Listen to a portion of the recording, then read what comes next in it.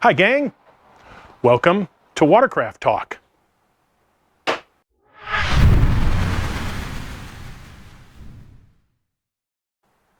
Today I'm standing at the bench here and I want to talk to you a little bit about Bendix drives.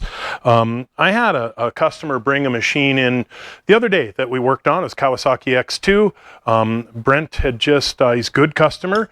He's been bringing us a lot of work, and it came in with an X2 that he just purchased. And the story is, and we hear this all too often, that the ski had been sitting and you hit the start button and you just hear the Bendix drive kick out. It didn't engage, and the seller told him, oh, the more you use it, it will be fine. Don't worry about it, blah, blah, blah. I talk all the time about Bendix drives. I preach to my customers when you guys are calling. I preach online how important this piece is. I tell horror stories of things we've seen, and I thought, you know what? This is a good time. We happen to have a horror story here, and I thought we'd do a video, and we'll show you exactly what can happen, worst case scenario, when you have a Bendix drive failure. So what we have here is, this is an OEM equipment Bendix drive. This is a Kawasaki from an SXR 800. This is an original piece. What happens is they get old, they get rusty and crusty, and it's common to fail. The failure that happens is, so I'm going to turn a light on here, and I'm going to try to position this so I can do all this at once. And I'm sorry, Chris, that I'm moving this around. We have these little weights in here I'm pointing at, and there's a little spacer in between the weight, and it's very common that that spacer is gone. In fact, in this particular drive, there's a spacer there. There should be 3 of them, and right here, it is gone. And I don't know if you can focus in there or not, but you can see that it's broken off and it's missing. So what happens is that piece comes out, it goes into your flywheel. Here we have the flywheel from this particular, this is a Kawasaki SXR engine that a customer brought in for us to rebuild. He really had no idea what was going on, only knowing that it needed to rebuild. Upon disassembly, this is what I found. Look at all this shrapnel in here. This flywheel is toast. And somewhere in here, maybe not, is that little piece of the Bendix drive, I'm sure, stuck to the magnet. So, Bendix drive wrecks the flywheel. If you turn the flywheel over, you will see now that we had shrapnel get behind the flywheel. See the rubbing marks and the rivets here are actually ground down, and it rubbed in here big time. So I'm going to set this off to the side. Chris, I'll show you here what happened. This is the stator. This is what happens to your electronics at high RPMs when you have pieces flying around in there. We have broken wires, we've got ground up coils. This thing is done.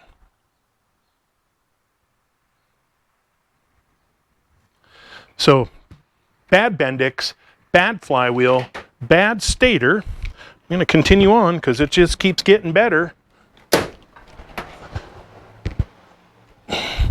Here is the way the front seal came out of the engine. That was all that was left of the front seal. Again, shrapnel and pieces took this out, which then caused the engine to run lean. And we got pieces into the engine. Here is the piston.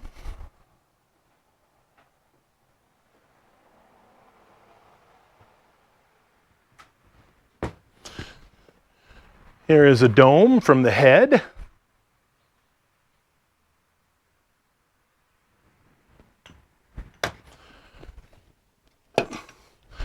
I have a crankshaft here, and I don't know if this will, you can't really see, but this is all damaged from, again, material and such going through the engine.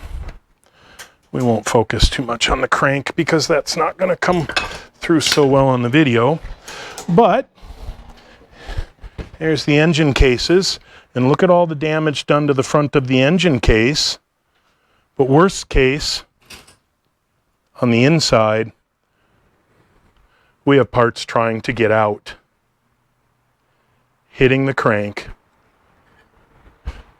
and breaking the engine case.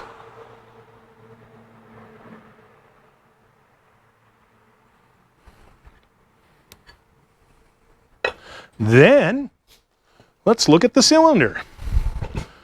Cylinder broke. Bottom of the sleeve is gone. It's supposed to look like this. That piece is missing.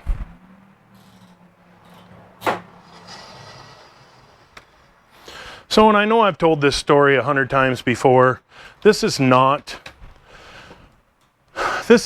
the first time I've seen this. This one is one of the worst. I do say though, I have seen these pieces get behind the flywheel, take out a front seal, cause a lean condition, and you end up sticking a piston from it. This is just absolute worst case scenario. I would never imagine this in a million years, but it happens, and it happened. And if you would have listened and paid attention to your Bendix drive, maybe not kicking out when you hit that first time you hit the start button, if it just zings and doesn't kick out, and stopped and just replaced the Bendix instead of keep riding and hoping it's going to get better, maybe all of this could have been avoided. We now need everything. You know, we need cases welded, we need a sleeve, we need electronics, we need a flywheel on top of a crankshaft and pistons and all the machine work and all the work. Bendix drives are expensive. Yes, I get it. The OE Bendix drives are terrible expensive. $500 or $600 I think now. But again, not worth cheaping out on. This is way more money than a Bendix will ever cost you. So anyway, I hope you find that informative. This is kind of fun stuff to look at. With that, if you like this, please be sure that you hit our subscribe button and go back and watch all of our videos. We've been posting videos now for more than 2 years. Hit the subscribe, like, tag, share, and follow. Tell all your friends. And replace your Bendix drive when it's needing it, right? Next time, we'll see you guys, hopefully, out on the water.